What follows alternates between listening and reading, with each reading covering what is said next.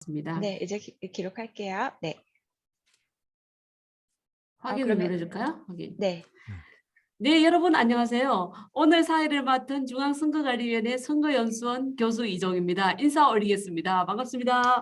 반갑습니다. 먼저 참여하신 분들 소개해 드리겠습니다. KBS 김원선 박사님. 네, 안녕하십니까. 반갑습니다. 반갑습니다. 명지대학교 이희대 교수님. 좀 늦게 오신다는 연락이시죠? 동서울대학교 이성현 교수님 오셨습니다. 네, 그리고 한국소통학계에서 정말 없어서는 안 될 세 분 박사님 계십니다. 맹활약을 하고 계시는데요.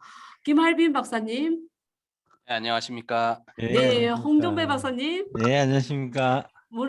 문한나 박사님. 네, 안녕하십니까. 오늘 진행 순서 말씀드리겠습니다. 세 분을 발제를 먼저 듣도록 하겠습니다. 그리고 토론이 이어집니다. 물론 오늘은 지정 토론으로 진행이 되지만 혹시라도 다른 논문에 대해서도 질문이 있다든지 하시면 자유롭게 하셔도 되겠습니다. 시간 관계상 발제 시간은 15분에서 20분 정도 드리고요. 그리고 토론자분들께는 5분에서 7분 정도의 시간을 드리겠습니다. 그리고 또 토론자 발언이 끝나고 나면 발제자들께서 마무리 발언할 수 있는 시간을 2분 정도 드리도록 하겠습니다. 그러면 먼저 KBS 김원성 박사님께서 인터넷 강의 학습 스타일 척도 개발 연구에 대해 발표해 주시겠습니다. 네, 반갑습니다. KBS의 김은성입니다. 먼저 제 소개를 잠깐 드리자면 KBS의 아나운서로 활동하고 있고 또 앵커로도 활동을 하고 있습니다. 제 박사를 받은 지가 제가 2006년에 경희대학교에서 스피치 커뮤니케이션 휴먼컴으로 박사를 받아서 이런 소통학교라든가 이런 공간에서 논문을 발표하는 게 거의 15년 만이기 때문에 방송을 하는 것보다 더 긴장이 되고 뿌듯한 느낌이 듭니다. 그래서 오늘 말씀드릴 연구에 대해서 먼저 전제를 말씀을 드리면 저는 공동 연구를 했습니다. 뭐냐면 어떤 그 스타트업이 인간코라는 업체가 있고요. 그 업체가 쌓은 데이터를 가지고 또 제가 개발한 인간코어 학습 척도 개발이라는 것이 있습니다. 이 척도 개발, 또 고려대 통계학과 교수인 정환 교수께서 이 통계학적인 부분들을 해주셔서 공동 코 연구를 했다는 말씀을 드리고요. 또 하나 말씀드리고 싶은 것은 제가 논문에서 이제 풀어내겠습니다만 탐색적 연구입니다. 이게 새로 시작하다 보니 여러 가지 빈틈이라든가 틈새가 많기 때문에 다른 교수님들께서 좋은 조언과 지적과 비판해 주시면 논문을 더 디벨롭할 때 좋은 계기가 되지 않을까 생각이 됩니다. 그리고 가급적 실용적 논문이 되기 위해 노력을 많이 했고요. 내용을 보시다가 또 의견들이 있으시면 말씀 주시면 좋을 것 같습니다. 먼저 서론을 말씀을 드리면 이제 코로나19 때문에 저도 뉴스 특보를 계속 진행하고 있습니다만 비대면이 일상화되고 있지 않습니까? 줌을 한다거나 시스코라든가 웨비나라든가 특히 교육 시장에도 많은 변화들을 가져다 주고 있습니다. 그래서 지금 원격 수업을 통해서 이루어지고 있고 또 학력 격차도 벌어질 뿐만 아니라 비대면 수요에 대한 니즈도 폭발적으로 반응을 하고 있는데 현재 제가 판단했을 때는 리퍼런스도 달았습니다만 현재의 비대면 교육 관련 특히 수능 인터넷 강의 시장은 좀 왜곡된 부분이 있지 않나라는 생각을 가졌습니다. 여러 가지 이유가 있겠습니다만 첫 번째로는 그러니까 소위 말해서 인기 강사들을 수능 시장에서는 1타 강사라는 표현을 씁니다. 그러니까 1타 강사 위주의 인터넷 학습 시장이 형성돼 있다는 거죠. 그런데 꼭 인터넷 강사, 1타 강사라고 해서 그것들이 성적을 향상시켜 준다거나 아니면 또 자기의 맞춤이라던가라는 보장들은 없습니다. 논문들을 보시면 알겠습니다만 주로 EBS와 관련된 공교육적인 부분들만 많이 있기 때문에 그렇습니다. 또 하나는 이 자녀가 있으신 분들은 더 아시겠습니다만 인터넷 강의 같은 경우는 관리가 제대로 되지 못하고 일방향적으로 그냥 정보만 전달하는 수준입니다. 우리가 비대면인 경우는 지금 우리가 쌍방향이지만 줌 같은 경우도 이 진행하는 사람이 어떻게 퍼실리테이터나 모더레이터가 되는지에 따라서 그 역할이 달라져야 되는데 지금 1타 강사는 단순히 녹화하거나 실시간 방송을 통해서 일방향적으로 풀어줘서 실질적으로 비대면 교육에 대한 인터넷 강의, 인강이라는 것에 대해서 관리가 되고 있지 않다는 점. 그리고 가장 중요한 문제는 돈이 많이 들어감에도 불구하고 맞춤형 강의가 아니라는 겁니다. 실제로 제가 이 논문에는 적지 못했습니다만 스타트업에서 한 500명을 대상으로 서베이를 진행을 했는데요. 대부분이 인터넷 강의를 선택하는 이유 중에 가장 큰 것이 뭐냐면 공부 잘하는 친구가 듣는다는 이유였습니다. 제대로 관리가 되지 못하고 또 결정적으로 개인 맞춤형 교육이 아니라는 거죠. 그래서 제가 고민했던 지점은 학습 유형, 학습 스타일에 맞춰서 인터넷 강의를 판별하는 것이 어떨까라는 생각을 가졌고요. 특히 교육학에서 많이 나오는 학습 유형이라는 표현, 학습 스타일, 러닝 스타일이라는 표현들을 가지고 왔습니다. 서론에서 담았던 것 중에 중요한 것은 학습 스타일은 기질적이고 또 본질적인 부분들이 있어서 잘 변하지 않는다는 얘기입니다.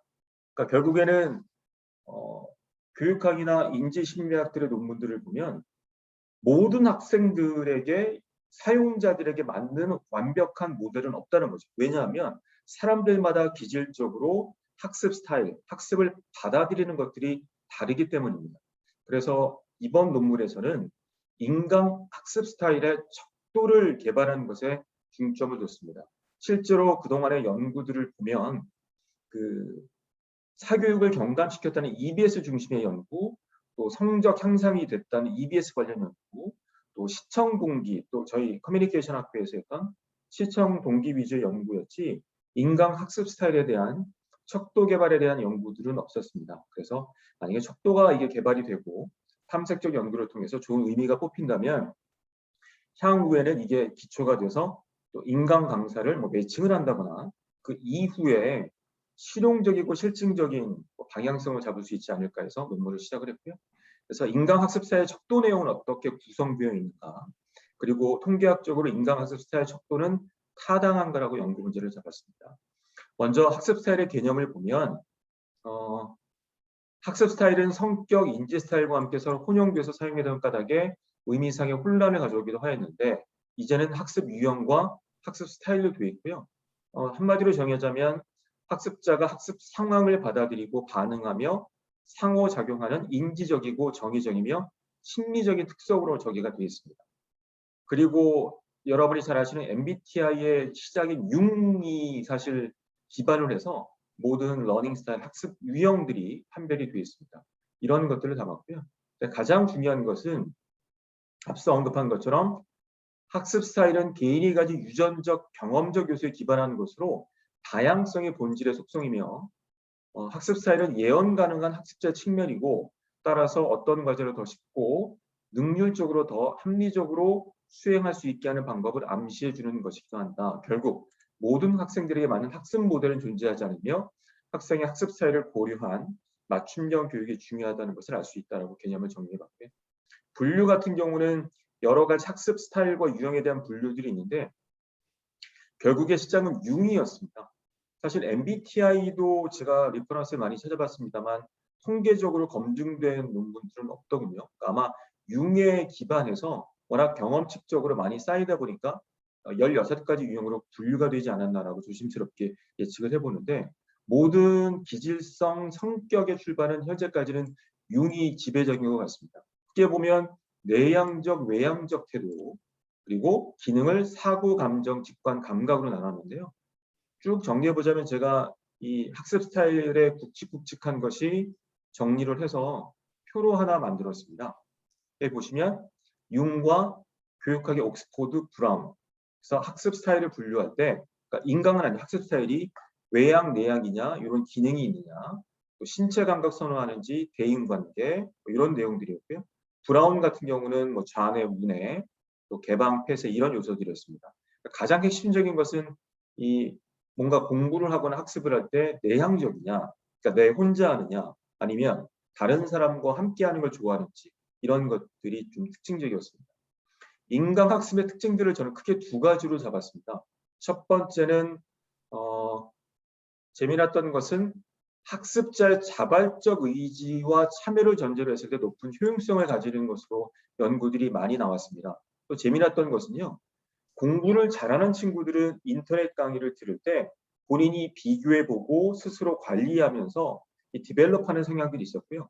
중간이나 공부를 못하는 친구들은 그냥 듣다가 포기하는 경우가 많았습니다. 그러니까 내가 계획을 잡아서 어떻게 자기 주도록 하는지가 굉장히 중요한 포인트였고요.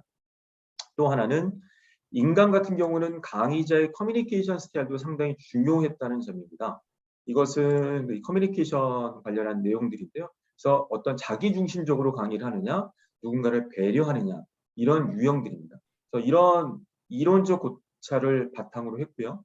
또 그동안의 인강학습의 기존 연구 불찰을 보면 앞서 서론에서 말씀드렸던 것처럼 사교육 경감에 대한 논문, 성적 향상, 시청 동기에 대한 논문들이 많았습니다.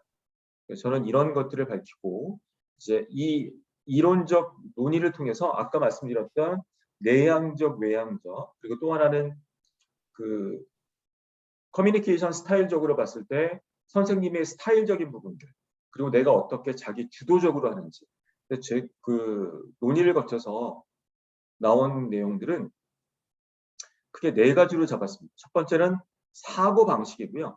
그러니까 학습을 할 때 홀 전체를 보느냐 아니면 문제풀이처럼 디테일을 보는지로 하나 구분을 해봤고요. 다음에는 선호 커뮤니케이션 스타일로 내향형, 외향형. 그러니까 혼자 공부하느냐 아니면 강사가 좀 멘토링 해주는 걸 좋아하는지. 또 선호 수업 스타일은 선생님이 약간 쇼잉, 재밌게 얘기한다거나 스토리텔링을 한다거나 아니면 차분하게 얘기하는지를 구분해봤습니다. 마지막은 계획 수립 범위로 인터넷 강의를 들을 때 내가 계획을 짜서 매일마다 듣는지 아니면 플렉서블하게 듣는지를 구분했습니다. 그래서 결국에는 제가 뽑은 것들이 이제 WE 총체형 분석형, EI, 그 다음에 쇼잉 흥미형과 차분형, PF 플래닝과 플렉서블로 가서 네 가지 차원이 나오고요. 이에 사슴을 보면 16가지 인강 학습 스타일을 선정하였습니다. 그러니까 WESP는 Whole Exterior Showing Planning. 총체적으로 그 인강을 듣는 거나 전체를 보는 걸 좋아하고 멘토링이나 동기부여를 좋아하며 좀 재밌게 하는 선생님과 꼼꼼하게 한다. 이렇게 분류를 해봤습니다. 이것이 나오게 된 과정들은 저하고 인강 강사, 또 고대 정환 교수님, 또 고등학교 현직 교사 등 7명으로 해서 이 내용들을 설정을 하고 108개 항목들을 추출을 했습니다. 제가 부록으로 심었고요. 그리고 사전조사를 해서 심층 인터뷰 방식으로 고등학생과 대학생 1학년들을 대상으로 이 중에 핵심 문항이 무엇인지를 가중치를 줘서 24개를 추출했습니다. WD, 그다음에 EI, SC, PF입니다. 그리고 앞서 말씀드린 것처럼 에듀테크 기업인 스타트업인 인강코가 네이버에 쳐보시면 바로 보실 수가 있습니다. 거기에 베타 버전으로 앱이 개발되어 있습니다. 그래서 원래는 108개를 다 탑재하면 좋겠습니다만 이게 허들이 되지 않습니까? 그래서 전문가와 또 포커스 그룹들을 통해서 24개를 탑재를 했고요. 작년 12월부터 올해 3월까지 639명의 데이터를 쌓고 이제 통계적인 신뢰도와 타당도를 검증했습니다. 신뢰도 분석을 하는 것은 어떻게 진행했냐면 크롬바 알파 값을 보기 위해서 24개 항목들을 각 하나를 빼고 하나를 넣고 했을 때 어떤 것이 크롬바 알파 값이 가장 높은지를 뽑았고요. 그러다 보니까 24개 중에 15개로 하는 게 가장 효과적인 데이터라는 걸 뽑아냈습니다. 그래서 지지된 게 15개였고요. 또 타당도 분석을 통해서 첫 번째는 주 성분 분석을 했습니다. 이 방법을 통해서 4가지 차원으로 하는 것들이 스크린 플롯 방식으로 스킬 플롯 방식이고요. 4가지 차원으로 하는 것이 가장 효과적인 것을 밝혀냈고요. 탐색적 요인 분석과 확증적 요인 분석을 했는데요. 탐색적 요인 분석에서도 언급을 한 것처럼 설명 전략이 뽑히면서 4가지 차원이 지지됐습니다. 그리고 마지막은 확증적 요인 분석을 통해서 특히 GFI 값, 그러니까 모형 설명 값이 통상 0.8 이상이면 굉장히 잘 설명되는데 0.96, 그다음에 0.94의 값을 해서 4가지 차원으로 제시되는 것을 통계적으로 검증을 했습니다. 그래서 이렇게 보시면은 요인 경도를 통해서 WD, 사고방식, 그 다음에 선호 커뮤니케이션 스타일, 선호 수업 방식, 계획 수립 범위 각 항목들이 어떻게 유기적으로 연결되는지를 밝혀냈습니다. 자, 결론을 말씀드리겠습니다. 이런 방법들을 통해서 했는데요. 의미는 24개 항목 108개 중에 전문가 과정들을 통해 뽑아냈고 또 사전조사를 통해 24개를 좁혀서 인터넷 실제로 그 인터넷 강의를 들은 사람들에게 앱에 탑재를 해서 15개를 수출을 했습니다. 앞서 보신 것처럼 탐색적 확증적 인자 분석을 통해서 4가지 차원의 모형 16가지 유형들을 밝혀냈습니다. 나름대로 의미를 찾아보자면 최초의 그 인강 학습 스타일 척도의 탐색적 연구가 아닐까 생각이 되고요.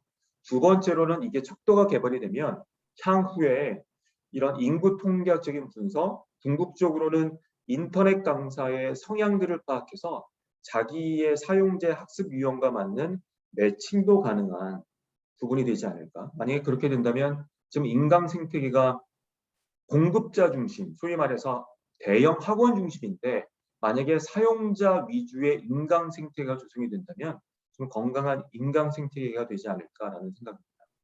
한계점을 말씀드리면 108개 항목을 다 탑재를 해서 각 항목들이 통계적으로 얼마나 유의미한지를 보면 좋겠습니다만 그러지 못한 점이 좀 찜찜한 부분들이 있습니다. 향후에 저희가 그 앱에다가 머신러닝 기능을 지금 알고리즘을 다 구축을 해놨고요. 또 랜덤으로 뿌려서 향후에는 이 108개 항목 중에 어떤 항목이 가장 인강 학습 스타일을 찾아낼 수 있는지를 향후에 이제 논문이나 과제를 통해서 해야 될 것이 저희의 목표입니다. 네. 제 발표는 여기서 마치겠습니다. 감사합니다.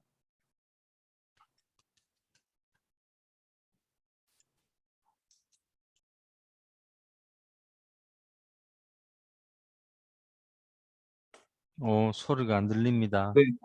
이종희 교수님 마이크가 꺼져 있습니다. 예, 죄송합니다.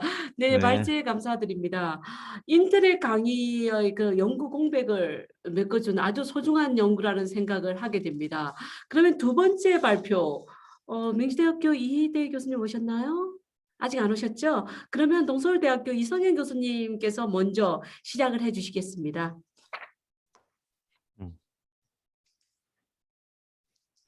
마이크 꺼져 있네요, 교수님. 이성현 교수님. 예, 저 화면 공유를 잠시 후 하겠습니다. 예.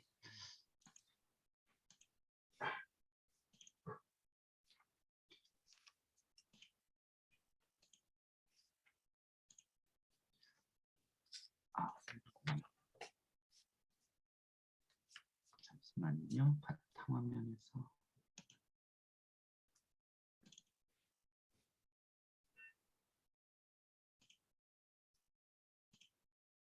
이렇게 하면 지금 화면 공유가 된 건가요? 네, 지금 잘 보입니다. 네, 시작하겠습니다. 저는 블록체인 기반 공연 영상 공공 플랫폼 구축이라는 연구를 진행하고 있습니다. 저 역시도 탐색적 연구입니다. 이게 인터넷 진흥원에서 지원을 받아서 올해 말까지 이 블록체인 기반의 공연 영상 공공 플랫폼을 구축하는 그런 연구를 현재 진행하고 있습니다. 시간 체크를 잠시 하겠습니다. 4시 18분이고 15분 정도 발표하겠습니다. 네, 제 발표는 이렇게 구성을 했는데요. 먼저 연구의 배경, 그리고 연구 목적, 필요성, 그리고 이론적 고찰, 연구 방법 및 내용, 연구 결과, 결론 이렇게 6가지로 나눠봤습니다. 연구의 배경은 이렇습니다. 모두가 다 알고 계시듯이 코로나19로 인해서 집합 금지가 이루어지고 공연 예술계가 많이 침체됐지요. 그래서 정부에서는 이런 예술인들을 지원하기 위해서 피해 예술인 긴급 지원 사업도 많이 펼치고 있습니다. 많은 예산들을 공공 혹은 민간 부문에서 하고 있는 게 현실이고요. 다양한 복지 정책으로서 지원이 되고 있는데 가장 중요한 것은 이제 4차 산업혁명 시대에 맞게 새로운 기술을 적용한 공연 영상 플랫폼이 구축되면 더 좋겠다는 발상에서 시작이 됐습니다. 이미 비대면 무관중 공연이 많이 이루어지고 있는데요. 그런데 관중들이 참여했을 때보다 오히려 무관중 공연을 해서 비대면 공연을 영상 녹화를 하고 또 시스템을 구축하는 게 더 많은 비용이 든다고 하지요. 이 방송사에서 무관중 콘서트를 진행하는 것은 뭐 예전 KBS의 나훈아 콘서트에서도 그렇지만 많은 반향을 일으키고 있는데요. 그런데 문제는 영세한 소규모 공연단체들입니다. 오히려 이런 영상 촬영하고 편집하는 게 이런 소극장 공연을 많이 해왔던 이런 공연 예술 단체들은 더 많은 어려움을 갖고 있습니다. 그리고 홍보 문제도 또 아주 큰 문제라고 하는데요. 그래서 이런 공연 단체를 지원하는 정부 예산 지원도 많이 있습니다. 하지만 뭐 이런 영상들을 유튜브에 업로드하면 되는 것 아닌가 이런 생각도 할 수 있겠지만 하루에 유튜브에 업로드되는 영상 수가 뭐 전 세계에서 1억 개라고 하죠. 그랬을 때 잘 만들어서 수천만 원 들여서 촬영 편집 잘한 영상도 1억 개 중에 하나 원 오브 댄밖에 안 되기 때문에 전용 플랫폼이 있었으면 좋겠다는 아이디어를 갖고 시작을 했습니다. 이 화면은 이제 넷플릭스의 메인 화면인데요. 이 넷플릭스는 비디오 드라마와 영화가 주된 콘텐츠이고요. 공연 영상에 대해서는 전용 플랫폼이 있었으면 좋겠다는 생각을 했습니다. 이렇게 민간 기업에서 구축을 했을 때는 이제 수수료 문제가 크게 발생을 해서 좀 당장은 접근하기 좀 어렵다는 생각이 들어서 공공 플랫폼을 생각을 했고요. 기왕에 공연 예술 단체들을 지원을 한다면 플랫폼 구축을 공공 기반으로 하면 좋겠다는 생각을 했습니다. 이렇게 됐을 경우에는 공연 예술계에서 리스크가 좀 줄어들 거고요. 공연 예술에 대한 국민들의 갈증이 있는데 일정 부분 해소하고 또 국민 정서 함양의 효과도 기대할 수 있을 겁니다. 그리고 양질의 영상 콘텐츠를 확보할 수 있는 그런 장점도 있을 거고요. 비싼 수수료 문제 해결이 될 거라고 기대를 하고 있습니다. 이 연구는 뭐 정리를 하자면 블록체인 기술을 기반으로 해서 문화예술 공연 전용 영상 콘텐츠를 유통하기 위한 공공 플랫폼을 구축하는 것이 목적입니다.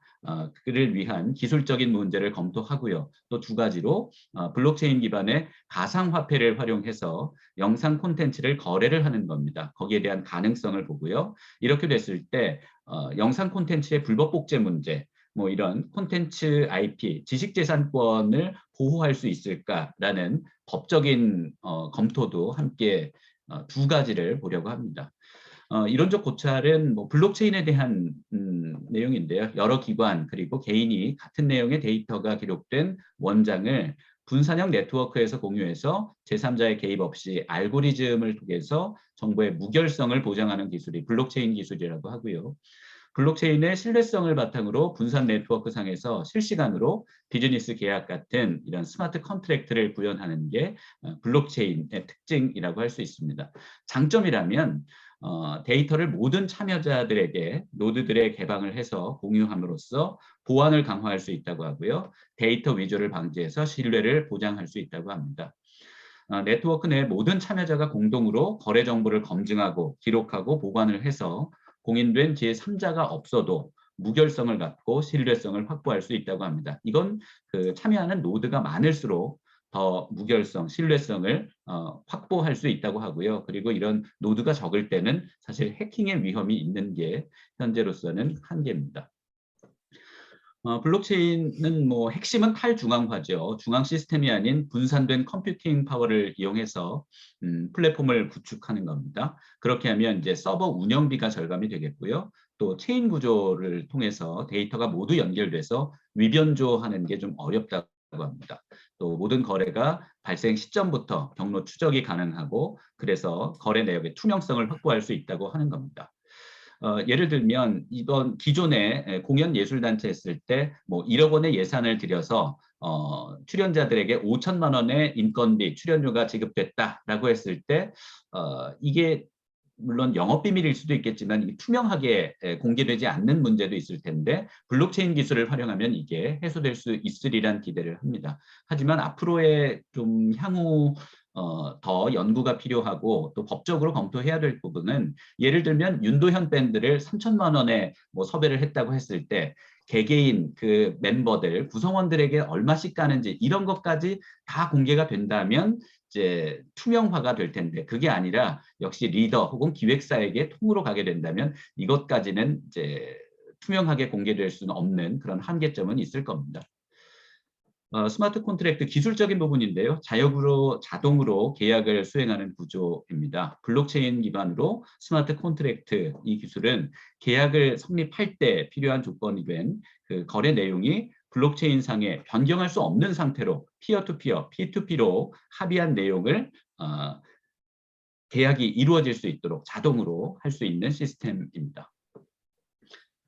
이 사업은 KT가 이제 기술 부분을 맡고 있고요. 그리고 콘텐츠 부분은 경기아트센터가 맡고 있습니다. 연구는 제가 함께 하고 있는 거고요. 그래서 그 내용을 기반으로 소개를 하고 있다는 점 미리 말씀드립니다.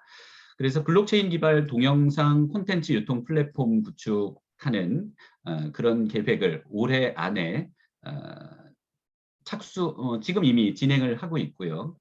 그래서 창작자에게 정당한 대가가 이루어지는 예술인을 위한 착한 유통 플랫폼을 공공 영역에서 맡아보자라는 아이디어에서 출발을 하게 됐습니다. 개념도는 이렇습니다. NFT 기반, 이제 복제 불가능한 토큰을 활용해서 KT에는 K 토큰이라는 게 있다고 하는데요. 이 기술을 여기 적용할 해서 설계 중입니다. 그래서 예술인들의 저작권 관리 모델을 한번 만들어 보자는 거고요.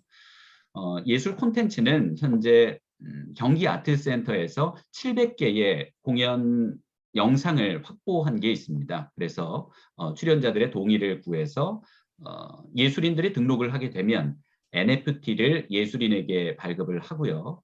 그리고 외부 수용기관에게는 이제 K 토큰을 통해서 이제 가상화폐죠. 가상화폐를 통해서 이제 판매를 해서 이 유통 저작권 IP를 구현할 수 있도록 하는 게 모델입니다. 말씀드린 것처럼 KT가 기술 기반 블록체인 기술을 갖고 있고요. 이를 여기에 설계를 해서 적용을 하는 내용입니다. 그리고 경기아트센터의 700여 개의 영상을 이곳에 탑재할 예정입니다. 그리고 콘텐츠 수요기관으로는 이제 경기도의 산하기관인 경기문화재단, 콘텐츠진흥원, 그리고 경기관광공사가 수요기관이 될 거라고 예상을 하고 있습니다. 현재는 이제 경기도 뉴미디어 예술방송국 운영을 목표로 해서 이제 예술인들과 확약을 하면 NFT를 발급을 하고요. 또 이제 수요기관에는 이제 콘텐츠를 제공하는 그런 모델을 구축하고 있습니다. 그래서 올해 안에 석 달 안에 저작권 사업 모델을 다각화하고 플랫폼을 구축을 하면 이제 점점 더 고도화되겠죠. 그리고 보안성 향상하는 게 이제 목표가 되겠습니다. 그래서 콘텐츠 저작권 토큰으로 NFT를 활용을 하고요. 클라우드 기반의 플랫폼을 구축을 하면 이제 앞으로 블록체인 노드를 활용해서 중요 기관에 투명하게 콘텐츠를 제공할 수 있을 것이다라는 예상을 합니다. 뭐 비슷한 내용들인데요. 연구 방법 내용입니다. 이제 대체 불가 토큰 NFT 기반의 새로운 저작권 수익 정산 모델을 만들어 보겠다는 겁니다. 그리고 이제 기술적인 부분인데요. 클라우드 기반의 플랫폼을 활용할 예정입니다. 그리고 앞선 말씀드린 것처럼 경기도 내에 4개 기관의 이제 콘텐츠 수요 기관이 되겠고요. 플랫폼 IP화를 통해서 확장성이 된다면 이제 국내뿐 아니라 우리 K-팝, K-컬처가 세계로 지금 이미 많은 위상이 높아져 있는 가운데 우리 소규모 공연 예술 단체들도 이 플랫폼을 공공 플랫폼을 통해서 유통을 할 수 있게 만들겠다는 설계입니다. 네, 연구 결과를 6가지 정도로 정리했는데요. 블록체인 기술은 거래 정보를 중앙 서버에 저장하지 않고 여러 컴퓨터에 분장 저장을 해서 거래에 참여하는 모든 사용자에게 거래 내역을 공유하는 기술이어서 투명성이 있다는 거고요. 그리고 정확성, 보안성이 있다는 강점이 있습니다. 그리고 약점이라면 블록체인을 기반으로 해서 플랫폼을 이렇게 구축한 사례가 많지 않아서 실무에 적용할 때 오히려 이 플랫폼을 구축하는 비용이 더 많이 드는 그런 약점도 현재로선 갖고 있습니다. 그래서 민간에서 아직 사기업에서 많이 하지 못하고 있는 부분이라서 공공기관에서 공적인 자금을 통해서 구축을 하게 되면 나중에 더 확장될 수 있다고 기대를 합니다. 앞으로 보완할 점이라면 이제 기술적인 부분입니다. 거래 데이터의 공개를 막거나 뭐 권한 있는 사람에게만 접근을 허용하도록 하는 이런 연구가 필요할 거고요. 네, 결론은 앞에 연구 결과 부분에서 언급됐던 내용들인데요. 앞으로 공공 부문에서 플랫폼이 구축이 되면 민간 부문까지 확장이 될 것이다라는 예측을 합니다. 그리고 영상 저작물의 저작권을 보호하려면 블록체인 관리자가 직접 초대를 해서 개입이 가능한 프라이빗 형태가 더 맞겠다라는 예상을 합니다. 여기까지입니다. 저의 발표는. 들어주셔서 감사합니다. 네, 발제 감사드립니다. 수고드립니다. 네, 블록체인 기술을 적용해서 영상 공공 플랫폼 구축 개간에 연구하고 그리고 발제문에서는 법적인 문제까지도 다뤘었죠. 네, 네. 다시 한번 감사드립니다. 이번에는 이희대 교수님 오셨죠? 명지대학교 이희대 교수님 발제 듣도록 하겠습니다. 네, 늦어서 죄송합니다. 목소리 잘 들리십니까? 네네, 잘 네, 들립니다. 잘 네. 들립니다. 그러면 제 거 공유를 할까요? 보이시나요? 네, 잘 보입니다. 네네. 사실 요 발제랑 관련해서 그 전에 이제 지금 여기 같이 공동으로 이름이 거명되어 있는 김상현 교수님하고 말씀 나눌 때 자유발제라서 좀 편안하게 사례 중심으로 해도 된다고 얘기를 들었는데 살짝 제가 지금 이동 중이었어가지고 앞에 두 분 오디오만 들었거든요. 부담되는 자리네요. 뭐, 네, 이런 줄 몰랐습니다, 저는. 네, 근데 아무튼 그 시간은 좀 짧은 시간 내에 다 하시는데 저는 이 성향을 조금 몰라가지고 사실은 요 PPT 아마 우리 그 사회자님께서는 보셨을지 모르는데 이게 190장짜리라 좀 제가 그냥 아주 트렌드를 설명한다라는 정도 수준으로 여러분들께 좀 말씀드리겠습니다. 그러니까 요 발제 자체는 저하고 김상환 교수님이 공동으로 좀 연구하고 있는 내용들이 있어서 그걸 최근에 한번 이제 취합하듯이 한번 쭉 모아본 겁니다. 그런데 아마 의외로 또 재미있으실 수도 있을 것 같아요. 그래서 요새 AI나 빅데이터 얘기 많이 하는데 실제로 그럼 그 현장에서는 어떻게 적용이 되는가, 특히나 미디어 분야에서. 그래서 제가 감히 오늘 처음 뵙고 늦게 온 데다가 여러 가지로 죄송스럽습니다만 말씀을 드리도록 하겠습니다. 빨리 가도록 하겠습니다. 190페이지를. 자, 제목은 AI 빅데이터 이렇게 되고요. 잠시만요.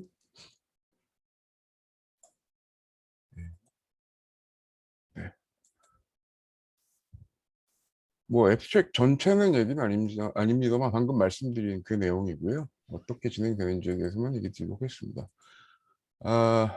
요건 개요니까 빨리 넘어갈게요. 미국에서 어느 한 소셜 미디어 업체에 기사가 상당히 많이 소개가 된 적이 있었고요. 지금도 이슈인데 결론부터 말씀드리면 아마 혹시나 지나치면서 보셨을지 모르는 생활 꿀팁 모아놓은 그 채널이 있습니다. 5미니크래프트라고. 근데 이 채널이 그러니까 여러분들이 보실 때는 그냥 채널 하나로 보실 수가 있는데 나중에 그 미국의 이제 취재진들이 밝힌 바에 의하면 이제 하나하나씩 밝혔더니 러시아의 해커분들이 만든 이름은 출판사라고 표명은 했지만 알고 보니 그 페이스북이나 인스타그램이나 유튜브에 전격적으로 트래픽을 노리고 채널을 만든 회사더라고요. 근데 이 회사가 아마 이 중에 익숙하신 채널이 있을지는 모르겠습니다만 5미니크래프트, 브라이트사이드 뭐 이런 생각보다 매우 인기 있는 채널들을 만드는 이름은 출판사를 표방한다고 말씀드렸죠. 근데 이 중에서 가장 먼저 만들었다고 하는 채널이 2016년도 겨울에 만들었습니다.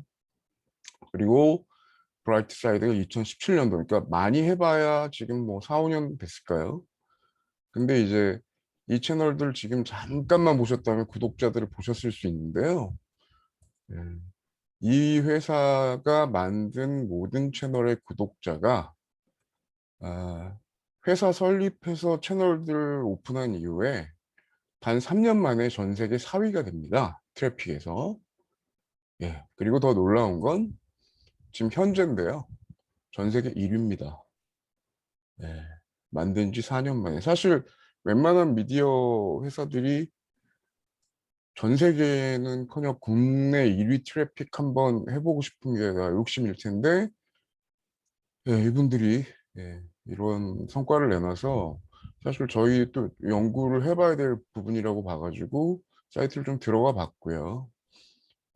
보시는 바와 같이 페이스북, 유튜브, 틱톡, 인스타그램, 우리가 보통 SNS다라고 얘기하는 곳에서는 거의 대부분 이분들이 상위권을 다 독식하고 있다고 보시면 됩니다.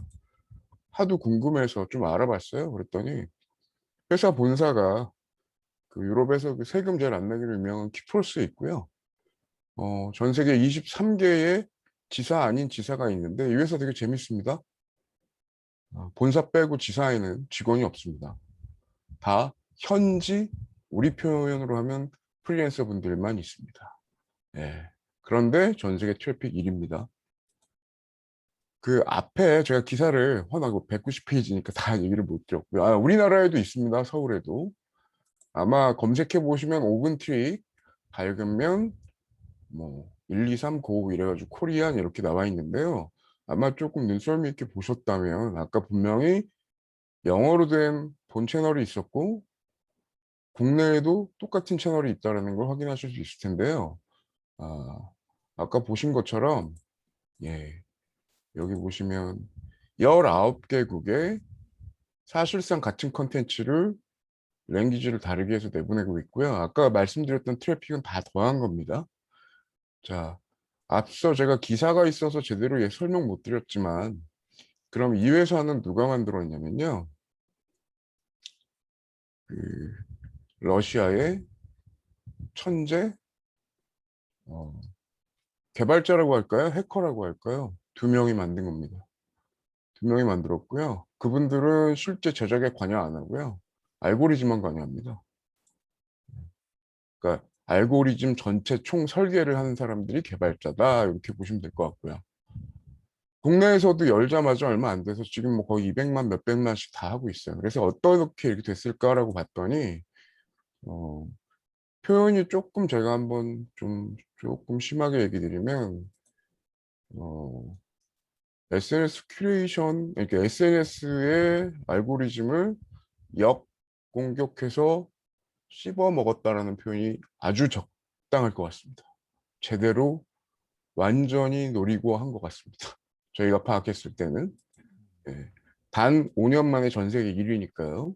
근데 이 회사 소개를 들어가 보면 아주, 그러니까 이걸 꼼꼼하게 좀 읽어봤어요. 그랬더니 이분들이 이 안에 사실은 답을 다 숨겨놨었는데 저희가 그냥 지나쳤었다 싶더라고요. 그래서 보시면 컨비네이션, 토픽 컨비네이션, 베스트 어레이 뭐 이런 말이 나오고 또 유니버스까지 나옵니다.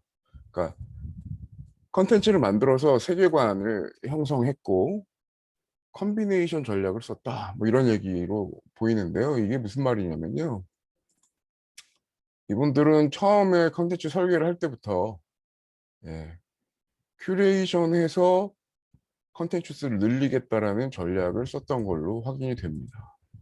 그러니까 유튜브나 기타 알고리즘들이 구사하고 있었던 그 보통 흉내는 내지만 가장 하기 힘든 알고리즘이 뭐냐면 바로 이 어플이거든요. 어플. 그러니까 말씀 여기서 눈으로 보시는 것처럼 양적인 부분, 그다음에 빈도, 그다음에 정기성인데요. 이걸 사실은 웬만한 방송사도 못하죠.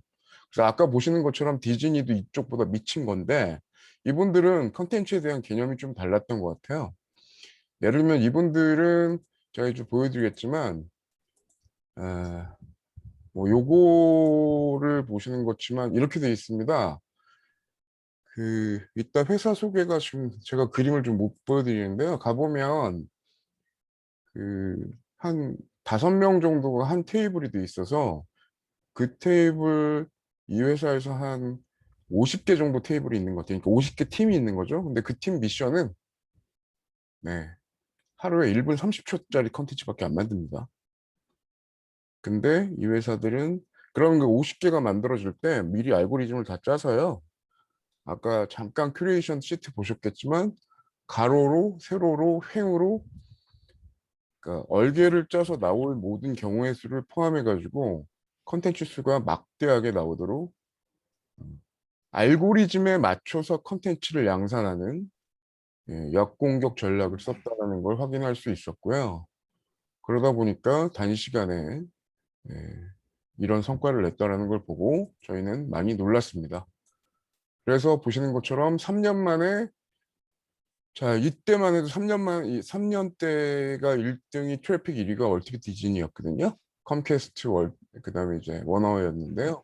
아까 보셨던 것처럼 현재 이 전 세계 트래픽 나와 있는 채널입니다. 들어가서 보시면 부동의 1등입니다. 이렇게 된다면 저희한테 약간 의문을 던지죠.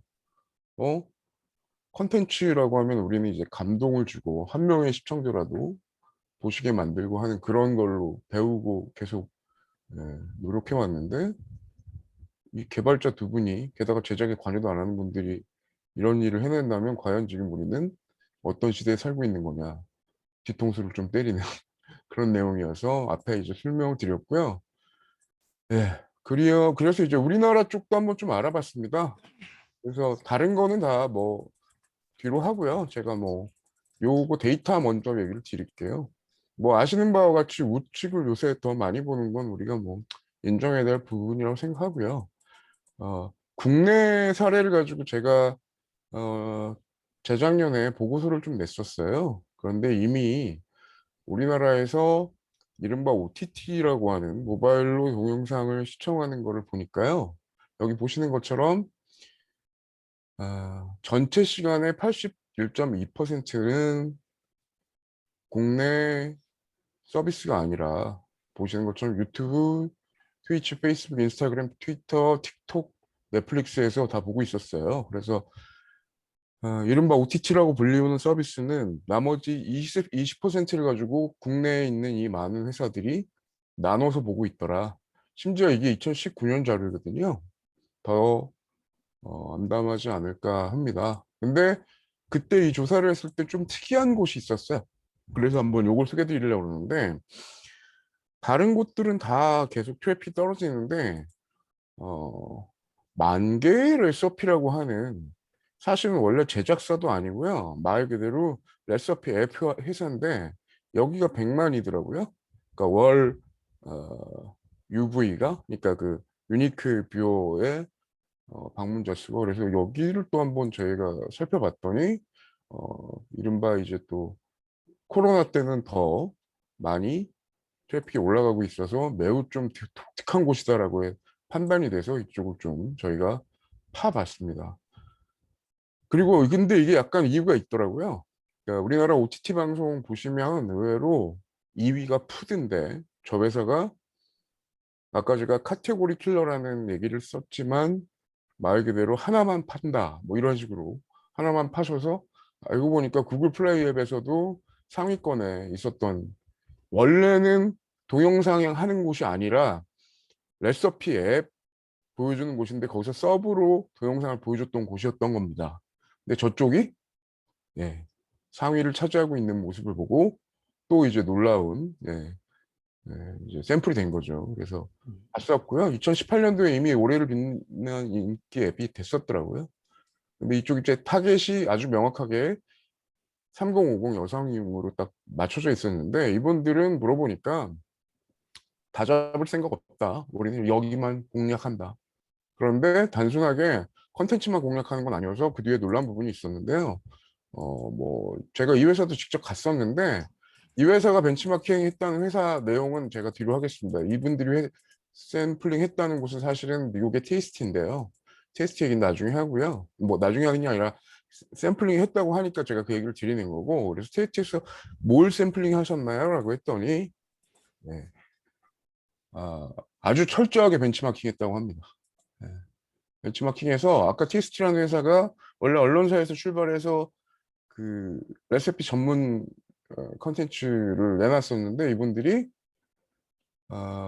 레시피 앱에서 시작해가지고요. 그쪽을 벤치마킹 하셔서 예, 눈으로 지금 보시는 것처럼 만개 스토어라고 하는 쇼핑몰을 내놓으셨더라고요. 그래서 잘 됩니까? 라고 해서 알아봤더니 네, 여기는 MZ세대라고 써있지만 실제로 아까 보여드렸던 3050 세대의 주부분들을 타겟으로 해서 잘 하고 계시더라고요. 그래서 그 부분이 좀 많이 놀라웠고요. 카테고리 킬러가 오히려 OTT 시대에 의미 있는 게 아닐까라는 걸 보여주는 샘플이라서 제가 얘기해 드렸는데 여기 조금 더 놀라운 것들이 있습니다.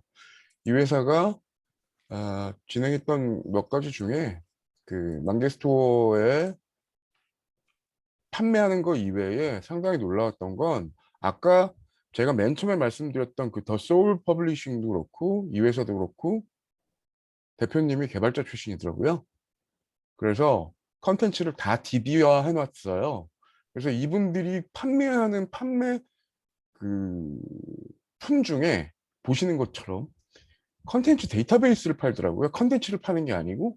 그래서 그 데이터베이스를 가지고 뭘 파시나요? 했더니 예, 벌써 보시는 것처럼 삼성 빅스비에 들어가 있고 카카오 음성비서, KT 음성비서, 이마트에도 들어가 있더라고요. 그래서 그리고 심지어 여러분들 보고 계시는 이 냉장고 이쪽에도 예를 들면 만개 레시피 알려줘 저녁 레시피 하면 다 보이게 돼 있더라고요. 그러니까 저희가 모르는 사이에 컨텐츠를 했던 회사도 아닌 곳이 이 메이저들하고 다 제휴가 돼 있었는데 이유는 오른쪽 위에 나와 있는 것처럼 정형 데이터를 미리부터 만들어서 그분들하고 금방 오늘 MOU 하면 다음날 그냥 교통되도록 만들어 놨던 거죠. 그래서 이미 빅스비에서 알아서 이쪽 광고를 해주고 있었고요. 구글에서 이쪽 광고를 미리 해주고 있었습니다. 너무 신기해서 저는 그쪽 사장님 직접 만나 갔었고요. 그쪽에 데이터를 일부 열어달라 그래가지고 그 보통 그 앱을 사용하시는 분들 원래 좀 싫어하는 내용 중에 보면 우리 푸시 메시지 가는 거 있잖아요.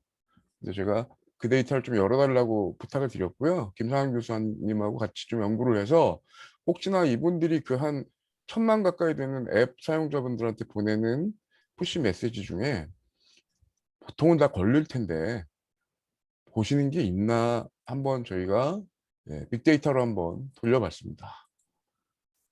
돌려봤고요. 아까 딱 그 말씀이 맞더라고요.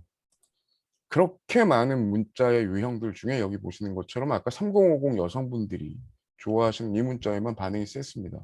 보시는 것처럼 우리 아이의 영양식이라고 저희가 이름 붙였는데 이러한 문자가 들어갔을 때 피드백이 컸었고 상품 구매까지 이루어지는 걸 저희가 확인하고 카테고리 킬러 안에서도 똑같은 카테고리 킬러가 있구나 이런 걸 보고 좀 놀랐었습니다. 그리고 그때 이제 저희가 그 빅데이터 R을 통해서 이제 돌렸었고요. 그런데 이런 이제 확연히 드러나는 그 문자군을 확인한 다음에 저쪽 그 회사에도 제안을 드렸습니다. 그래서 일종의 산학 연구를 했었던 거고 좋은 반응을 얻었었습니다. 그리고 그 이후에 아까 그 큐레이션 관련된 맨 처음에 그 샘플을 보셨잖아요. 그래서 저희가 또 제안을 드렸던 게 이미 만들어진 컨텐츠를 가지고도 한번 그 큐레이션 해보시는 건 어떠냐고 제안을 드렸다가 보시는 것처럼 1분 30초거든요. 여기도 컨텐츠들이 컬러 섹션을 만들었고요. 역시 반응이 좋게 나왔습니다. 자, 그리고 또 더 재밌는 건 삼성전자에서 이 조그맣다고 할지 모르겠지만 그래도 한 1000만 정도의 앱을 운영하고 있는 회사에 삼성전자가 보낸 제안서입니다. 저희와 함께 해주세요라고 보내고 있더라고요. 여러모로 신기하고 많이 놀랐습니다. 삼성전자는 나중에 뭘 하려고 그러나라고 그래서 알아봤더니 방금 보시는 것처럼 모든 가구에서 빅데이터를 동원해 가지고 시청자들한테 정보를 같이 공유할 수 있도록 만들어야 되는데 그때 정형화되어 있는 음식 데이터가 매우 중요하다는 거를 삼성도 파악하고 있어서 만개일 SRP라고 하는 중소기업에 부탁을 했던 거였습니다. 많이 놀랐습니다, 저희도. 자, 그리고 하나만 더 이제 얘기 드리면, 보통 저희가 MCN이란 말 많이 쓰잖아요. 그래서 MCN은 요새 어떻게 되어 있나라고 좀 궁금하실 수 있는데, 우리나라에도 우후죽순처럼, 아니요, 대기업을 포함해서 아마 알고 계신 우리 CJ의 다이아틱이나 뭐 트리전통 뭐 이런 메이저 MCN들이 있는데요. 얼마 전 살펴보니까 여기에 수익 구조들이 사실은 크리에이터들이 벌어오시는 광고잖아요. 근데 이게 좀 불안정합니다. 그러니까 구글 애드센스라고 하는 이제 광고인데 이게 그리고 이제 PPL이라고 그러죠. 이게 이제 좀 불안한데 지금은 워낙 이제 광고를 하려는 사람들보다 크리에이터들이 더 많아지다 보니까 수익이 좀 구조가 안 좋더라고요. 그래서 어떤 상황인가라고 해서 좀 알아봤더니 얼마 전 발표된 내용에 의하면 참담합니다, 여러분. 그 메이저 회사들 지금 CJ는 그 다이아TV가 회사 내에 소속돼 있기 때문에 바깥으로 알려져 있지는 않고요. 매출 보시면 다 마이너스입니다. 그리고 혹시나 모르셨을지 모를까 봐 얘기 드리면 예, 미국에는 MCN이 이제 없습니다. 그 비즈니스가. 네, 다 파산했습니다. 없어졌습니다. 우리나라만 하고 있는데 여기서 좀 독특한 데가 또 역시 레페리예요. 그래서 레페리는 그 뷰티만 하는 곳인데 제가 여기도 취재가 할 일이 있어서 찾아뵀었어요. 여기 이분이 이제 레페리 대표님이 젊으신 분입니다. 그래서 비법을 좀 알려달라고 했습니다. 그랬더니 예, 역시 빅데이터 연구하고 계셨고요. 빅데이터 기준으로 해서 일종의 지수를 만들어서 각 화장품 회사들한테 예, 데이터를 팔고 계셨습니다. 그리고 이런 식으로 예, 제공하고 계시더라고요. 그러니까 당연히 그 뷰티 회사들은 여기를 찾겠죠. 그리고 또 하나 여기서 아주 혁신적인 일을 하나 만들었는데요. 크리에이터라는 거는 판매를 하는 데가 아니다라는 전제를 활용해서 중국의 위챗을 샘플링한 예, 이 소셜 마켓을 처음으로 열었습니다. 직접. 그래서 어디를 열었냐? 여러분들이 잘 알고 계신 카풀 플러스 친구, 카카오 플러스 친구라는 걸 열었고요. 아주 쉽게 말씀드리면 대박을 쳤습니다.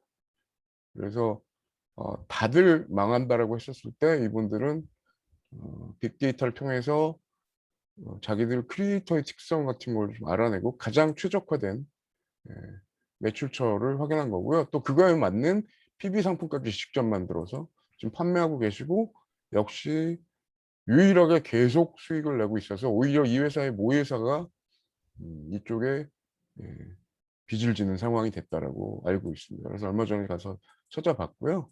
예. 보통 그런데 데이터 커머스는 이렇게 직접 만들든지 인수하든지 예, 이런 식으로 큰일 내기 전에 빅데이터 회사들을 혹은 연구소들을 하나씩 만들어서 진행하더라고요. 하나 마지막은 뭐였냐면요. 그럼 요즘에 AI 가지고 어디까지 되고 있는지 그런 얘기만 하나 얘기 드리면 요새 유튜브가 새로운 금맥이라고 해서 편집들 많이 하고 있는데 한편으로는 지금 네이버는 얼마 전에 발표를 뭐라 그랬냐면요. 그림을 못 그려도 웹툰 작가가 될 수 있다라고 발표했습니다. 그래서 여기서 얘기한 게 이제 구글의 오토 드로우인데 나중에 이제 너무 짧다 보니까 제가 설명을 못 드리겠고요. 오토 드로우는 정말 간단하게 정말 낙서 수준으로 그림을 그리셔도 괜찮은 그림으로 재탄생하는 걸 이미 제공하고 있어서 아까 그런 걸 전제로 얘기해 주셨던 거고요. AI가 그럼 진짜 편집하는 시대에 오느냐라고 가끔 저희가 자문하는데 이미 이 회사를 소개해드리면서 이제 마지막으로 정리할 건데요. 파이온이라고 하는 회사고요. 이 회사는 AI가 아주 간단한 예를 들면 제가 만약에 쇼핑몰을 하는 사이트의 점주라고 하면 머신러닝으로 제 사이트에 들어와서 다 확인해 본 다음에 동영상이 없어도 URL을 이 안에다 집어넣기만 하면 이렇게 수십 가지의 동영상을 만들어서 저희한테 10분도 안 되는 시간 내에 제공합니다. 그리고 그중에 그걸 페이스북, 인스타그램, 틱톡에 모두 다 뿌려놓고 가장 최적화된 광고 피드백이 나오는 컨텐츠를 제공해 주는 데까지 이미 하고 있습니다. 이분들은 국내는 시장이 작다고 글로벌로 나갔고요. 이미 틱톡이 여기랑 계약을 맺었고, 네, 얼마 전 페이스북이 초청해서 발표를 가졌고 40억 원을 투자를 했고, 이분들은 만든 지 2년도 안 됐는데 목표가 뭐냐고 물어보니까 일단 코스닥을 할지 나스닥을 할지 고민하고 있더라고요. 네, 그런 상황이었습니다. 그래서 생각보다 많이 이런 것들이 돌아가고 있다. 최근에는 이제 초거대 AI라 그래가지고 파라미터 수를 최대한 늘린 AI들이 통신사들 중심으로 선보이고 있는데요. 이쪽에 분들 얘기하면 지금 요것만 가지고 돌려도 올해 말이면 저희가 오늘 발표한 것 같은 논문 같은 거를 한 250년치를 한꺼번에 AI가 결정을 해주고 뭐 이렇게 한다고 하네요. 그래서 좀 정신 똑바로 차리고 열심히 해야 되겠다라는 생각을 좀 했다라는 얘기로 정리하고요. 요거 조사하다가 2018년도 때 정확하게 한 3년밖에 안 됐는데 그때 이 미디어 오늘의 SBS가 인공지능으로 편집도 합니다라는 이제 막 초기 얘기를 했었을 때 이 기자분이 맨 마지막에 썼던 멘트, 미래에는 24시간 편집실에 갇혀있던 조인출이 사라질지 모른다라고 했는데 지금 벌써 좀 사라진 상황이 된 것 같습니다. 예. 예, 뭐 무슨 논문을 얘기 드린 게 아니라 트렌드만 슬쩍 너무 빨리 얘기 드려가지고 좀 죄송스럽습니다. 예, 이상 마치겠습니다. 네, 감사드립니다. 제가 이 발제 PPT를 받고 깜짝 놀랐습니다. 190페이지 정도에 달하는 PPT를 어떻게 소화를 할 것인가 걱정을 했었는데요. 시간 내에 잘 해주셨고요. 무엇보다도 콘텐츠 산업계의 급변하는 양상과 트렌드를 잘 짚어주셔서 정말 감사드립니다. 그럼 토론을 시작을 하도록 하겠습니다. 인터넷 강의 학습 스타일 척도 개발 연구에 관해서는 김할빈 박사님께서 토론 시작해 주시죠. 예, 바로 토론하겠습니다.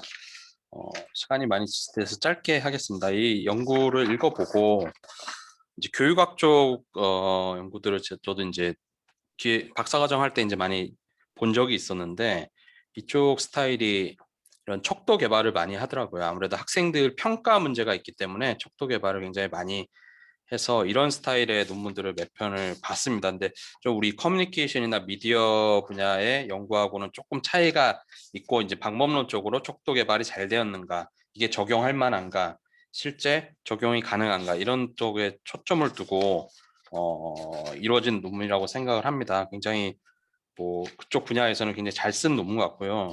아마 퍼블리시를 위해서 학술지에 투고를 하셨을 것 같기도 하고 아직 안 하셨으면 이제 곧 하시겠죠. 이미 투고를 하셨을 것 같기도 하고요. 소통학부에 내셨을 것 같기도 하고 아니면 다른 교육학 쪽 논문 학술지에 내셨을 것 같기도 합니다. 그래서 뭐 크게 지적할 뭐 제가 궁금한 거라기보다는 그 이제 다른 전공하는 분들이 이제 가장 궁금하게 생각하는 거는 아무래도 그 연구 방법에 대한 내용인 것 같습니다. 그래서 전문가들이 이제 그 연구 절차에서 전문가들이 7분이 처음에 이제 뽑아 추출해서 약 100여 개의 그 아이템들을 이제 뽑아낸 다음에 사전조사에서 이제 그 108개를 다 할 수가 없으니까 아마 24개를 추출을 하신 것 같아요. 근데 이제 인터뷰를 통해서 아마 포커스그룹 인터뷰라든지 이런 것 방법을 통해서 항목당 가중치를 부여하고 이 가중치를 비교해서 24개를 추출하셨다라고만 이제 나와 있는데 13페이지 보면은 그 부분을 이제 좀 초심자들이 봤을 때는 이게 좀 궁금하거든요. 이게 이렇게 많은 것 중에 이 24개에서 못 들어가면 그건 아예 이제 척도로 사용이 되지 않는 거니까 어떤 것들이 주로 이제 이 가중치를 받거나 이런 거 중요성이 인정받아서 24개로 뽑혔는지 그 다음에는 물론 이제 신뢰도나 타당도 분석을 통해서 이게 과연 쓸만한가 이렇게 갔으니까 뭐 그 부분은 충분히 이해가 되는데 이 작업이 굉장히 주관적일 수도 있고 어떻게 객관성이 담보돼서 추출이 되었는지 좀 궁금하고요. 그 본조사는 이제 학생들 대상으로 인강을 실제로 듣는 학생들 대상으로 이제 진행을 하셨으니까 적절하게 했다고 보여지고요. 근데 기간이 이제 2020년 12월부터 그 다음에 아마 이거 못한 것 같은데 2021년 3월 말까지 하셨는데 이렇게 길게 시간이 좀 많이 이제 걸렸는데 이렇게 된 게 일반적인지 이쪽 분야에서는 그것도 좀 궁금하고요. 보통은 이게 이제 아무리 그 학생들이라고 해도 이게 3개월 이상 이렇게 해도 되는 건지 좀 궁금한 점이 있고요. 이제 연구 문제를 두 가지를 제시를 하셨습니다. 이 논문에서 그 연구 문제에 대한 이제 첫 번째 연구 문제가 스타일 척도 내용은 어떻게 구성됐고 그게 이제 두 번째가 타당한가. 그게 아마 분석 결과에서 신뢰도 분석이 연구 문제 1번에 해당되는 내용이고 타당도 분석 두 번째가 아마 연구 문제 2에 대한 대답으로 제시를 한 것 같습니다. 근데 이제 연구에서 이것도 어떻게 보면 대화니까 연구 문제를 제시를 했으면 리서치 퀘스천으로 이제 의문문의 형태로 질문했으니까 그거에 대한 대답을 해주는 게 이제 맞다고 이제 저도 배웠기 때문에 다시 한번 상기를 시켜주시는 의미에서 본문에서 연구 문제 1번에 대한 첫 번째 연구 문제 이런 거 했는데 내 분석 이렇게 해보니까 이거에 대한 대답은 뭡니다. 이렇게 이제 정리를 해주시는 게 그 분석 결과 부분에 써주시면 좋을 것 같고요. 그다음에 논의 및 결론을 보면 이게 물론 이제 학제 간 연구고 여러 가지 이제 다른 전공에 계신 분들도 관심 있게 볼 것 같은데요. 그 의의에서 어떻게 보면 이제 이런 연구들은 되게 실용적인 함의가 굉장히 중요한 것 같습니다. 뭘 이론적으로도 중요할 수도 있겠지만 실용적인 함의가 굉장히 중요하니까 그 부분을 좀 풍부하게 지금 코로나 상황에서 이런 비대면 강의, 그러니까 인강, 흔히 인강이라 불리우는 비대면 강의는 그 전부터 있어왔고 특히 이제 수험생들을 위주로 고등학생들이나 중학생들 수험생들을 위주로 인강이 있어왔으니까 그 시장이 굉장히 큰 것도 이제 충분히 서론을 통해서 다 알고 있었고요. 그렇기 때문에 이 부분을 굉장히 좀 풍부하게 많이 논의를 해주시면은 뭐 교육학이든지 아니면 커뮤니케이션 학문이라든지 이런 쪽으로 굉장히 임플리케이션을 줄 수 있지 않을까 그렇게 생각을 해봅니다. 물론 논문 굉장히 잘 쓰셨고요. 꼭 빨리 퍼블리시 돼가지고 더 많은 사람들이 읽었으면 좋겠습니다. 예, 감사합니다. 네, 감사드립니다. 이번에는 블록체인 기반 공연 영상 공공 플랫폼 구축에 관한 탐색적 연구에 관해서는 문한다 박사님께서 토론해 주시겠습니다. 네, 안녕하세요. 목소리 잘 들리시죠? 네. 네. 블록체인 기반 공연 영상 공공 플랫폼 구축이라는 트렌디한 주제, 그리고 공공 플랫폼이라는 창의적인 접근 방식으로 굉장히 흥미로운 연구였습니다. 이제 작업 중이신 것 같은데 완성돼서 학계 실무자들에게 활용될 수 있기를 저도 바라봅니다. 토론은 그 제시하신 결론에 대한 설명을 좀 더 구체적으로 듣는 방향으로 질문 두 가지를 드리겠습니다. 첫 번째는 이제 이 연구의 핵심이라고 할 수 있는 블록체인 기술과 관련된 질문인데요. 이 기술의 특징이 이제 합의 알고리즘을 만드는 것, 그리고 그 알고리즘을 통해서 얻는 정보 무결성이라는 거죠. 이러한 기술적 특성으로 인해서 그 공연 예술계에서 궁극적으로 영향을 받는 의미가 무엇인지가 좀 궁금해요. 거기에 대한 연구자의 인사이트를 좀 쉽게 설명해 주시면 좋을 것 같아요. 구체적으로는 정보 보호, 또 공유에서의 투명성과 같은 측면에서 어떤 게 달라지는지, 블록체인 기술로 인해서 공연 예술계에서 받는 영향이 어떻게 달라지는지가 궁금합니다. 두 번째는 이제 이 연구의 목적이라고 할 수 있는 예술 소비, 그러니까 수용자 입장에서의 질문을 하나 또 드리겠습니다. 그러니까 이 연구에서 제안하는 방식이 이제 일종의 공공재로서 공공 플랫폼을 구축해서 말하자면 중간 유통을 없애고, 그렇죠? 창작자에게 저작권에 대한 권리를 전적으로 부여함으로 해서 이제 공연 다양성과 질을 확보하겠다는 거죠. 근데 이렇게 되더라도 결국에 저작권이라는 건 독점권이란 말이에요. 그래서 사용자에게 사용 요금을 충분히 부과할 수 있는 장치가 될 수가 있어요. 그렇다면 이제 공공재 플랫폼의 의미를 어디까지 포용을 해야 할 것인가에 대한 과제가 또 남게 되는 거죠. 다시 설명을 드리자면, 또 요약해서 질문을 드리자면, 그 이용자, 사용자의 효용을 높이면서 또 동시에 창작자의 수익과 권리 보장을 할 수 있는 그 균형점을 찾는 것이 이 블록체인 기반 공연 영상 공공 플랫폼 구축의 어떤 실질적인 지점인 것 같은데요. 그것을 어떻게 마련할 것인가에 대한 정책적인 고민이 어디까지 지금 진행이 됐는지, 혹은 어떤 생각을 갖고 계신지에 대한 질문을 드리겠습니다. 이상입니다. 네, 감사드립니다. AI 빅데이터와 미디어 서비스 융합에 관해서는 홍종배 박사님 토론 듣도록 하겠습니다. 네, 안녕하십니까. 예, 한국방송통신전파진흥원의 홍종배입니다. 예, 지금 이 논문을 190페이지 출력을 하다가 지쳐가지고, 뭐 이렇게 많아가면서 다시 요약문을 다시 보면서 깜짝 놀랐습니다. 이 논문 자체가 그냥 진짜 빅데이터인 것 같습니다. 빅데이터를, 이 대단한 건데, 이거 뭐 자료 수집하는 것도 엄청난 거, 이걸 또 일부는 또 분석까지 다 하셔가지고, 논문을 쓰시면 이 논문에서 한 5편은 충분히 나오실 수 있을 것 같습니다.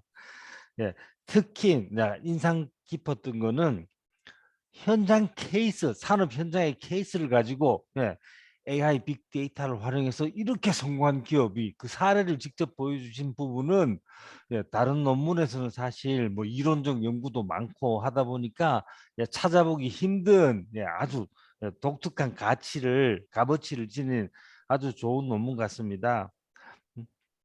특히 좀 Five Minute Craft 같은 경우 뭐 데이터 큐레이션에서 또 컨텐츠까지 만들어낸다. 그리고 또 기존에 있던 컨텐츠를 다시 큐레이션해서 재제작해낸다. 이런 것도 전부 다 빅데이터 기반으로 들어간다 하는 부분. 그리고 10,000개의 레시피 성공 사례, 또 벤치마킹한 테스트 사례, 그리고 여성 건강을 중심으로 해가지고 성공한 사례들, 또 MCN 같은 경우 레퍼리 사례, 어, 되게 재밌는 부분이 많고 또 끝부분에서는 AI 기반해서 한 비스팟 사례하고 또 우리 SBS에서 벌써 AI 편집 클립 영상까지 만들고 있다 하는 이런 사례들은 일반인들도 학자들 같은 경우도 되게 알기 접근하기 어려운 정보인 것 같습니다. 이런 귀중한 정보 제대로 분석만 해도 상당히 의미 있는 부분이고 또 우리나라 또 뭐 산업 발전을 위해서도 상당한 도움이 될 것 같습니다. 근데 제가 한편으로도 이런 생각도 들었습니다. 저도 어차피 뭐 공공 쪽에서 지금 근무를 하고 있지만 이거 좀 지나치게 좀 상업적인 측면에서만 산업적 측면에서만 접근하는 게 아닌가. 산업적 성공 사례를 중심으로 하다 보니까 또 한편으로는 그렇다면 이거를 실제로 사용하고 활용하고 이 산업이 성공하도록 밑바탕 밑거름이 되는 수용자 소비자들은 뭐 어디 있을까? 뭐 빅데이터나 AI를 활용하다 보면 또 어차피 AI 가는 게 빅데이터 기반이잖아요. 빅데이터가 중심으로 해서 AI 기술이 발전이 될 건데 그러면 수용자 입장에서 소비자 입장에서 개인정보 보호 차원의 문제라든가 또 내가 원치 않는 정보 무단으로 유출한다든가 지금 현재 저희들이 보면 뭐 어디가 카드를 만들든지 뭘 하든지 간에 막 깨알 같은 글씨로 다 동의합니다 해야지 뭔가 하나 서비스 하나 해주는 이런 시점인데 이 산업적 측면을 하면서도 또 한편으로 또 소비자 수용자 측면도 같이 한번 엮어서 한번 해주셨으면 조금 더 새로운 또 가치가 또 생기지 않을까 그런 생각을 많이 했습니다. 그리고 지금 현재 우리 좀 미디어 분야에서 마지막에 뒤에 또 광고 분야도 드로잉 같은 경우 저도 깜짝 놀랐습니다. 대충 그려주기만 하면 어느 정도 상당한 그림 그리기를 만들어주는 오토 드로잉 같은 경우는 대단한 기술인 것 같습니다. 이게 사실 AI가 아니면 불가능하고 또 거기에 합당한 또 빅데이터들 엄청난 양의 데이터들이 이제 누적되고 쌓여서 이런 결과가 올 거고 그렇습니다. 근데 저도 2018년에 벌써 저도 SBS에서 뭐 그렇게 클립 영상은 AI를 편집한다 이야기는 들었는데 지금 같은 우리 같은 미디어 경우에 보면요, 지금 이스라엘에 픽셀럿 하는 기업이 있습니다. 그 기업 같은 경우는 지금 현재 스포츠 중계를 AI로 제작을 하고 있습니다. 그래서 제가 그 사장님 작년에 우리 행사하면서 그 사장님 온라인으로 모셨고 그 전에 제가 이메일도 많이 했고 같이 대화를 많이 나누었는데 그럼 뭐가 가장 큰 장점이냐고 하니까 사람이 필요 없답니다. 이제 그 보통 프로그램 하나에 스포츠 중계를 하려고 해도 한 3, 40명 이상이 붙어야 되는데 필요가 없답니다. 한 3명 하면 끝납니다. 근데 편집까지도 하냐고. 편집까지도 가능하다고. 이렇게 하다 보니까 지금 이제 영국 같은 경우에도 간단한 토크쇼 아닙니까? 토크쇼 프로그램 같은 경우는 AI로 하고 있는 경우도 있다고 합니다. 이렇게 추세를 볼 때 진짜 이 AI나 빅데이터 기반의 AI 같은 경우 이런 경우는 향후 우리가 가야 할 길이고 이렇게 갈 수밖에 없는 것 같습니다. 여기에 대한 또 준비가 그만큼 또 철저히 해야 될 것 같고 제가 생각하기는 이런 케이스만 보더라도 지금 이제 이대희 선생님이 발표해 주신 이런 사례만 보더라도 앞으로 미디어 분야에서도 엄청난 파급 효과가 있을 것 같고 향후에는 기획, 제작, 후반 작업, 유통까지도 분명히 빅데이터 기반의 AI가 장악할 거로 저는 생각하는데 거기에 대한 준비를 할 수 있는 아주 좋은 기회를 이런 귀중한 자료를 가지고 준비했으면 하는 게 저의 작은 바람입니다. 요거 진짜 정리만 좀 잘하시면요 케이스 바이 케이스로 해서라도 논문이 진짜 괜찮은 논문이 한 5편은 나올 것 같습니다. 너무 감사하고 수고하셨습니다. 감사합니다. 네, 감사드립니다. 그러면 각 발제자 분들께 마무리 발언 시간을 드리도록 하겠습니다. 먼저 김원성 박사님 시작해 주시죠. 네, 감사합니다. 특히 잘 들리시죠? 네. 꼼꼼하게 애정을 갖고 또 지적을 해주신 김알빈 교수님께 다시 한번 감사의 말씀을 드리고요. 너무 논문을 꼼꼼하게 보시고 저의 페인 포인트를 짚어주셔서 당황하기도 하고 감사하기도 했습니다. 4가지의 말씀을 주셨는데 첫 번째는 108개에서 24개로 줄어드는 과정이 사실 저희도 약간 약점이라고 생각하는 부분입니다. 그 108개를 뽑아냈을 때 각 그 전문가들이 이 항목들이 킬러 문항인지를 5점 척도로 각각 점수를 매겼고요. 저희가 스타트업이다 보니까 학생들의 그 인강 소비 패턴들을 인터뷰를 하면서 어떤 유형들이 있는지를 받고 항목들에 대한 가중치를 뒀습니다. 그런데 이제 그게 좀 24개가 신뢰도나 타당도를 통계학적으로 검증했다면 더 좋았을 텐데 그렇지 못한 부분이 있어서 이 논문 그 한계도 적은 것처럼 이번에 저희가 앱을 더 개발을 해서 그 머신러닝 기법으로 108개를 랜덤으로 풀어서 108개 항목 중에 또 한 번 통계적으로 한번 검증해보는 프로세스를 현재 진행하고 있습니다. 두 번째 주신 그 3개월 동안에 이제 700명 그 데이터가 모으는 게 시간이 길다고 말씀하셨는데 나중에 네이버에 이제 인강코어라고 한번 쳐보시면 제가 베타 버전으로 앱이 만들어져 있습니다. 그러니까 앱을 통해 수집을 하다 보니까 아무래도 시간적으로 조금 걸리는 부분들이 있었습니다. 왜냐하면 성실하게 답변하고 실제로 매칭되는 것들을 알기 때문에 그렇고요. 세 번째는 이제 연구 문제에 대한 응답 형식으로 결론 쓰는 것 아주 좋은 지적이셔서 바로 참고하도록 하겠습니다. 또 네 번째로 또 논의와 결론에서 또 이 논문이 만약에 더 좋다면 향후에는 교수님 느끼시는 것처럼 매칭이라든가 아니면 인구 통계학적인 분석이라든가 다양한 실용적인 것들을 함의를 담고 있어서 풍부하게 논의 부분을 쓰도록 하도록 하겠고요. 또 김알빈 교수님의 좋은 지적을 바탕으로 해서 논문을 꼭 투고하도록 하겠습니다. 그리고 그냥 개인적인 소견을 말씀드리면 제가 2006년에 경희대에서 박사를 받고 2007년도에 이 소통학기 이전인 스피치 커뮤니케이션 학회 기획이사를 맡았습니다.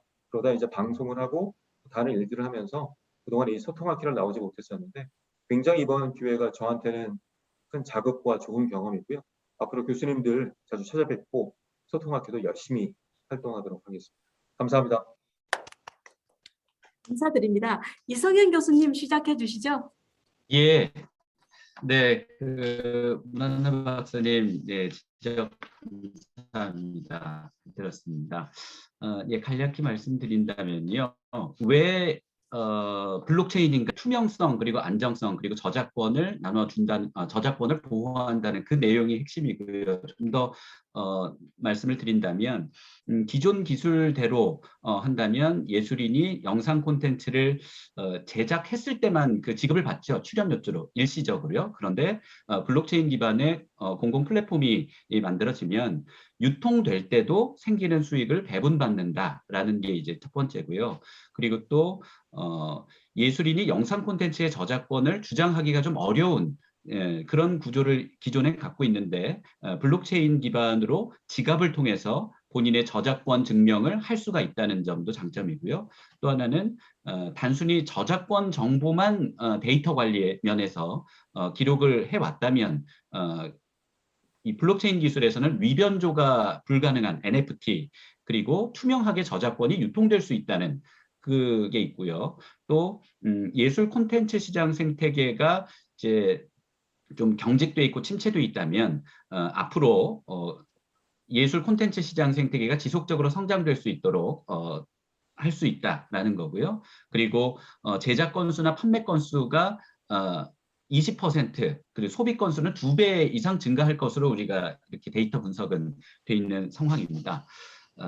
네, 그리고 앞으로 현행 법 제도상의 그 제약 요인들이 있습니다. 이 토큰을 활용할 때 기존의 법과 좀 충돌할 수 있는 점들이 있습니다. 예를 들면 개인정보 보호와 좀 충돌될 수가 있습니다. 정보통신망법 29조의 뭐 개인정보 파기, 뭐 또 그런 것과도 좀 충돌 가능성이 있어서 앞으로 개인정보법을 개정할 필요성이 있는지 그 여부에 대해서도 좀 논의를 해야 되고요. 새로운 기술이 들어옴으로써 법 개정이 좀 따라가는 그런 형국이 될 수가 있고요. 그리고 블록체인 기반의 전자서명이 어떻게 효력을 발생할 수 있을까?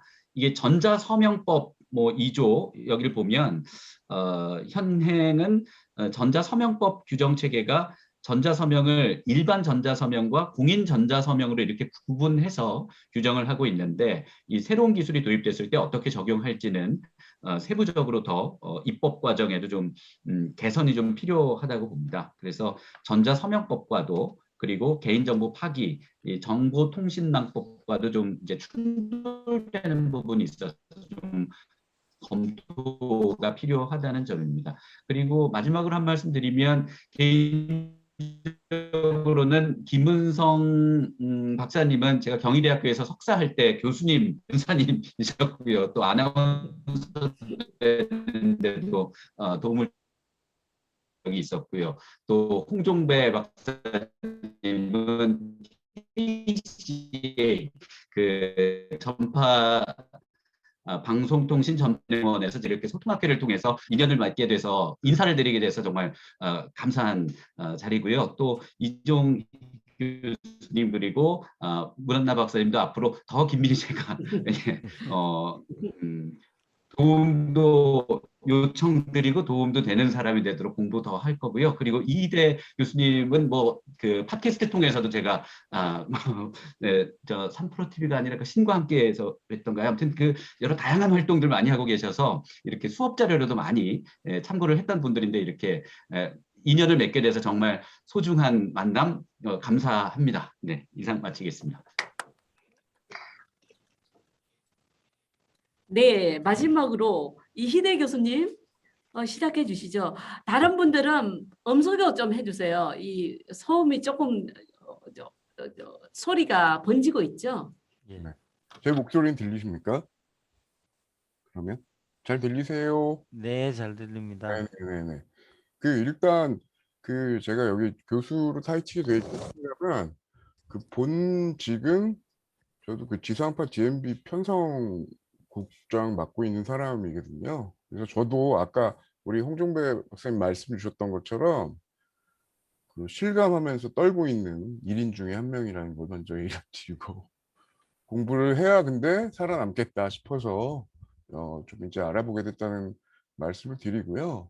그 아까 말씀 주신 것처럼 다양하다라기보다는 이렇게 뭐 활동도 좀 하다가 요새 제가 딱 아까 우리 홍 박사 말씀 주셨던 그 수용자 입장에 대한 부분을 요새 그 AI 윤리 협회라는 데가 있어서 제가 그쪽에서 어떻게 좀 활동을 하고 있어요. 근데 벌써 그쪽은 이미 그 AI가 할 수 있는 거는 꽤 많이 이제 될 거라는 전제하에 윤리적으로 어떻게 방어하냐 이거 얘기하고 있더라고요. 그래서 지금 좀 약간은 걱정된다 싶은 부분이 있는 건 사실인데, 다만 그 제가 그 협회 일도 그쪽 협회 일도 하고 하면서 딱 하나 그분들한테 들은 거 하나는요. 그 AI가 인간을 닮을 수는 있는데 인간이 될 수는 없다고 합니다. 왜냐하면 빅데이터를 기본으로 하는 게 우리 인간들이 만들어 놓은 걸 가지고 하게 돼 있잖아요. 그래서 뭐 우리가 해놓은 걸 가지고 아주 재빠르게 잘 계산해서 잘 얘기를 해주는 똑똑한 후배 정도는 될 수 있겠지만, 교수님들 같은 이런 인사이트 있으신 분들의 그걸 따라오지는 못할 것 같아요. 근데 다만 우리가 평소에 좀 반복적으로 하던 것들은 이 AI가 다 할 것 같습니다. 그래서 그런 부분들은 방송에서도 분명히 이미 지금 적용이 되고 있고, 딱 하나 근데 제가 아까 사례 설명드렸던 것 중에 맨 앞부분만큼은 근데 저희가 조금 고민해 봐야 될 부분인 게, 개발자 출신 분들이 만든 컨텐츠가 지금 상위를 달리고 있다라는 거는, 거꾸로 말하면은 컨텐츠 만들 때 이거를 이 SNS라고 하는 어쨌든 알고리즘이든 빅데이터라고 하는 이런 일종의 질서가 있는 곳에 우리가 다시 풀게 되면, 그런 분들이 그려놓은 그림보다는 이 창작에 계속 열심히 몰두해서 만드신 분들께 반응이 좀 더 나오게 하려면 이쪽도 공부하긴 해야 된다. 안 그러면 아깝잖아요. 너무 밤새서 맨날 만들고 하는데 저분들은, 아니 뭐 안 그랬다는 건 아니지만, 그래서 이제 미디어 쪽도 AI 싫든 좋든 공부 좀 하고 그래야 되겠다는 생각을 그냥 드려봅니다. 네, 감사합니다. 오늘 만나뵈서 반갑습니다. 네, 오늘 제가 정말 많이 배웠습니다. 저는 한국 소통학교와 인연이 2008년부터 시작이 되었죠. 저는 독일에서 공부를 하고 왔는데요. 전공은 사회학을 했는데 제가 선거방송 토론위원회에서 대통령 후보자 토론회 이런 거를 다 책임지고 하던 그런 시절이 있었습니다. 그렇게 해서 한국 소통학교와 인연이 시작이 돼서 계속 이제 같이 활동을 하면서, 사실 제가 그 어떤 세션에 들어가서 이렇게 정말 기분 좋게 논문들 읽고 그리고 많이 얻어서 간다는 건 오늘이 최고인 것 같습니다. 다시 한번 진심으로 감사드리고요. 소중한 인연 우리 잘 가꾸도록 하죠. 네, 감사드립니다. 오늘 세미나 마치도록 하겠습니다. 감사합니다. 고맙습니다. 감사합니다. 감사합니다. 감사합니다. 고맙습니다. 감사합니다. 줌 수고하셨습니다. 종료하겠습니다. 감사합니다. 고맙습니다.